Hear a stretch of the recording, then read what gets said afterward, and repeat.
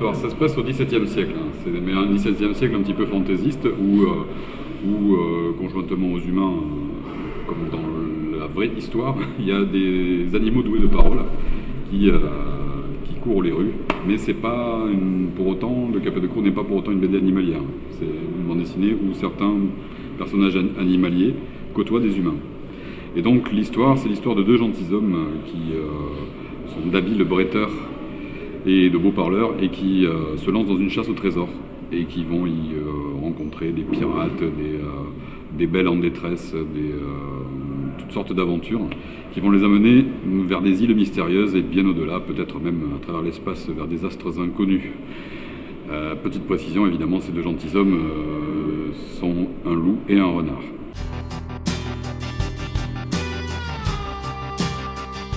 Géographiquement, oui. Oui. Alors attention, spoiler, les personnages vont sur la Lune, donc. Spoiler. Et bon, ça va, c'est pas trop frais comme spoiler, ça va. Dès le départ, on avait prévu qu'ils aillent sur la Lune. D'ailleurs, on aperçoit un magnifique éclair de lune dans la toute première case du tome 1. Et par contre, ce qu'on n'avait pas prévu, c'était que ça dure 12 tomes.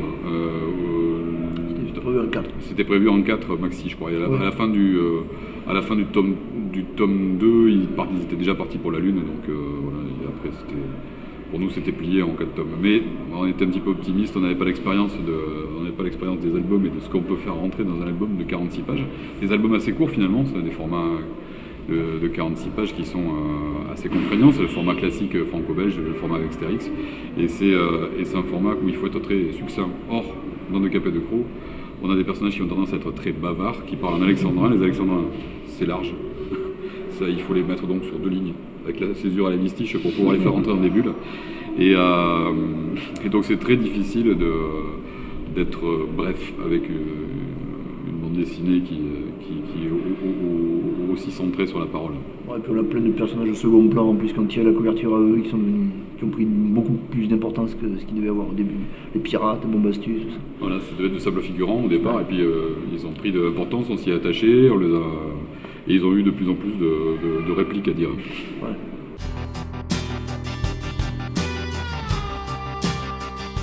Quand on crée une série, on ne sait pas si ça va marcher ou pas. On espère que ça va marcher, mais c'est pas possible de savoir si ça va. Par contre, ce qui est certain, c'est qu'on a été un petit peu inquiet sur le fait que ça puisse toucher un large public, oui, parce voilà. que c'est quelque chose qui pouvait refroidir un éditeur de publier une bande dessinée où le personnage s'exprime dans un français à la Molière, où il y a des tirades en alexandrin, ce genre de choses, et un vocabulaire compliqué, et un récit assez complexe. Donc, le jeune public. Voilà, on pensait que ça serait, comme on dit aujourd'hui, segmentant. Il fait ça tout le temps. Hein. Et l'éditeur, à l'époque, Guy Delcourt, quand on l'a proposé à Delcourt, on lui avait dit, ouais, bon, on sait que c'est risqué. Et il a pris le pari, il a dit, ouais, on y va, on fonce. Et il a eu le courage éditorial de publier ce truc-là, qui était à l'époque un ovni, en fait. Aujourd'hui, le spectre de la bande dessinée s'est élargi. En 95, quand il est sorti, c'était beaucoup plus rangé par collection. Et ne serait-ce que ça, Delcourt ne savait pas dans quelle collection le mettre, c'était très atypique, c'était à la fois historique, humoristique, fantaisiste. C'était très dur de faire le pitch à chaque fois. Quand on a été interviewé, justement les journalistes essayaient de faisaient des pitchs pleins de de nous demander mais c'est quoi exactement comme bande dessinée, ça raconte de quoi. Je peux pas lire en deux phrases, je peux pas le dire, je peux pas. Pas possible. Et puis finalement, à l'arrivée, c'est l'histoire de Capet d'épée. Ouais, voilà.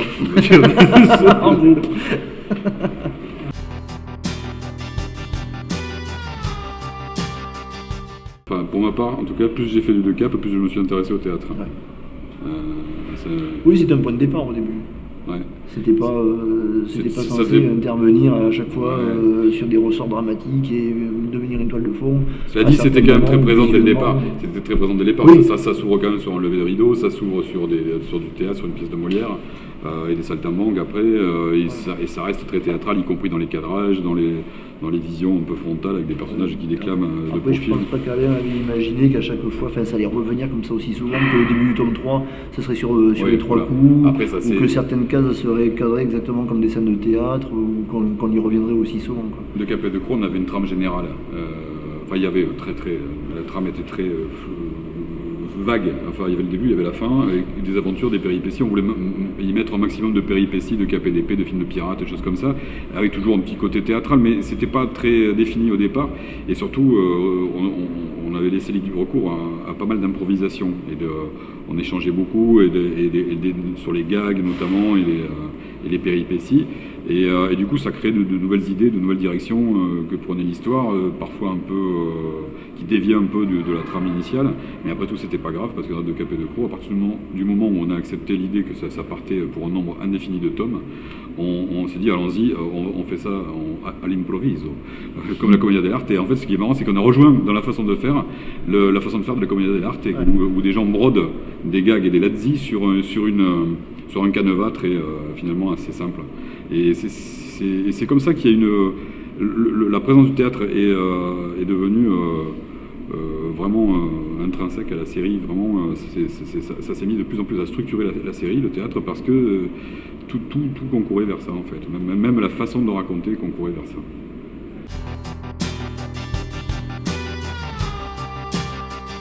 Moi j'ai beaucoup écrit sur de la musique baroque.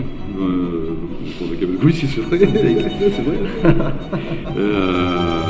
Et aussi, mais Jean-Luc bosse beaucoup avec des musiques de films.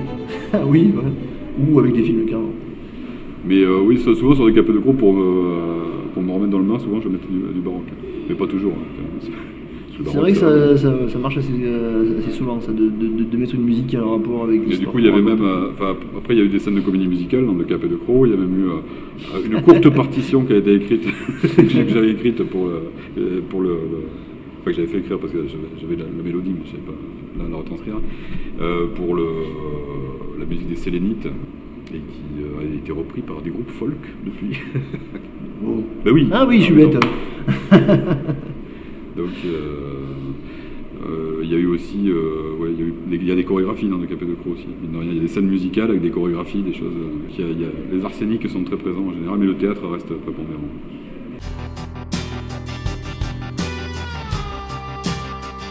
C'est comique dès le départ de Cap et de Croc de toute façon, donc les ressorts comiques ils sont venus tout naturellement, quoi, franchement. Après, pour qu'une comédie fonctionne, il faut du rythme, c'est vital. Il faut respecter un rythme, il faut qu'il y ait des crescendo, il faut qu'il y ait des...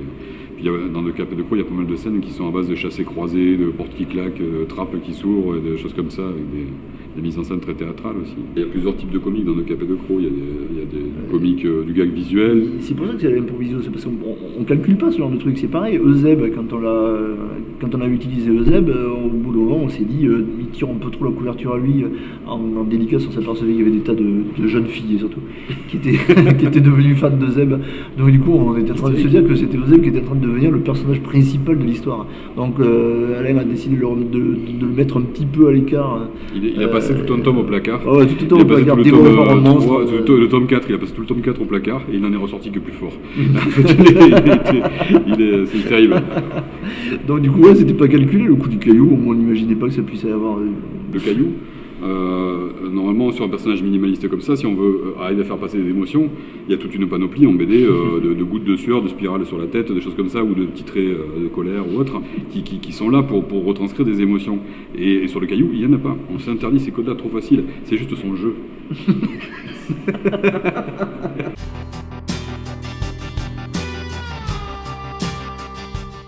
Il y a eu une demande.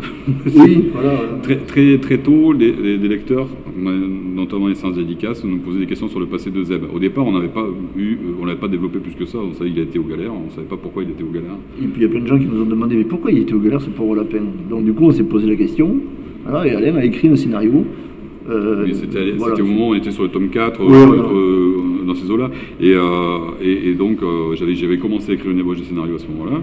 Et puis petit à petit, au cours de la série, d'autres idées sont venues se greffer, le scénario s'est complexifié, du coup ce qui tenait en un tome, ce qui devait être un tome, un spin-off d'un tome est devenu une histoire en 2 tomes. Et puis pour faire un spin-off, il aurait fallu faire appel à un autre dessinateur, parce qu'on a voulu le faire en parallèle de la série, donc on l'a gardé plutôt pour la fin, mais pour que Jean-Luc le dessine.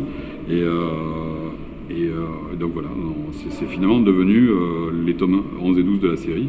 Parce qu'il n'y a pas de raison de faire vraiment une série parallèle, vu qu'en plus ça s'inscrit, il y a une logique. Il y a une logique, est-ce que ce soit dans la continuité de la série Du coup, ouais, le jeu avec Euseb qui parle, qui parle de son passé, et c'est devenu de plus en plus rigolo, C'est devenu un running gag de plus en plus étoffé, et puis voilà, à chaque fois Euseb essayait de parler de plus en plus de sa vie, était systématiquement coupé.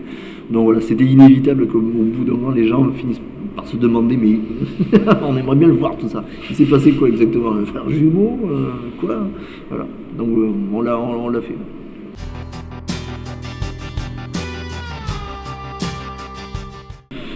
Certains, parce que le loup en fait n'a pas tellement changé, le renard un peu plus, et le lapin, ouais, franchement, entre les premières cases de lapin et maintenant, je ne le dessine plus du tout de la même façon, mais ça on ne peut pas s'en empêcher. Moi j'aime bien le rapport avec le dessin, et enfin avec le papier et avec la couleur. Puis c'est une technique que j'employais dans le dessin animé quand je faisais des décors couleurs de dessin animé. Au début, quand j'étais au Beaux-Arts, je faisais des mises en couleur de bande dessinée, j'utilisais plutôt l'aquarelle ou les encres de couleur, et là les acryliques, c'est un truc qui m'a bien convenu. Donc là par contre, la technique est restée la même pendant tous les albums. Celle-là, elle n'a pas trop changé parce que, voilà.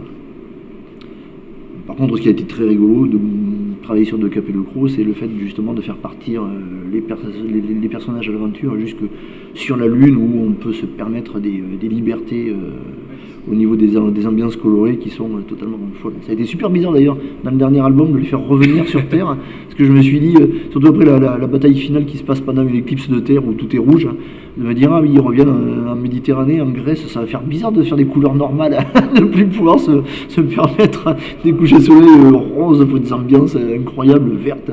Et puis bon, finalement, on s'y fait, mais ça fait un drôle d'effet quand même. C'est un tout, c'est carrément des ambiances, c'est un univers quoi, carrément qu'on crée. On peut se permettre des trucs incroyables qui deviennent des références. Genre sur la Lune, c'est comme ça.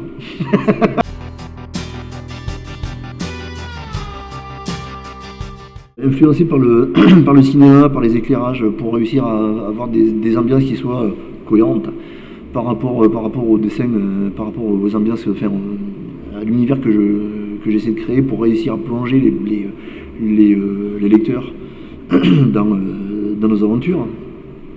Mais pour la Lune, non, je ne suis pas parti de quoi que ce soit, j'ai laissé parler mon imagination. On avait des références sur certaines scènes qui étaient assez précises, par exemple sur Munchausen de Terry Gilliam, quand il y a la capitale de la Lune avec les façades de maisons qui se promènent, donc forcément, oui, un petit peu. Et donc forcément on a ça comme référence, on se le dit, il faudrait que ça ressemble à ça, mais sans l'être trop. Donc du coup on regarde ce qu'il a fait, et puis voilà. Il y a des ambiances.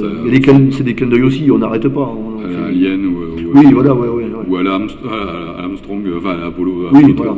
On voulait que l'alunissage ressemble à des images filmées par la NASA. Donc voilà, on s'amuse, on s'est beaucoup amusé avec ce genre de choses. On s'amuse avec la réalité, on invente des trucs, on a passé notre temps sur De Cap et Le Croc comme ça à jouer avec beaucoup de choses, avec des clichés, à les détourner, à jouer avec beaucoup de références, à avoir un jeu avec les lecteurs en plaçant des trucs, en les cachant, pour que les lecteurs s'amusent à relire la bande dessinée, à redécouvrir des trucs derrière. Et voilà, que dire d'autre? Au niveau de la couleur et des ambiances, oui, non, c'est ça. Il n'y a pas une seule chose, il n'y a pas une référence, il y en a plein. C'est plein de trucs qu'on a essayé de mettre dedans.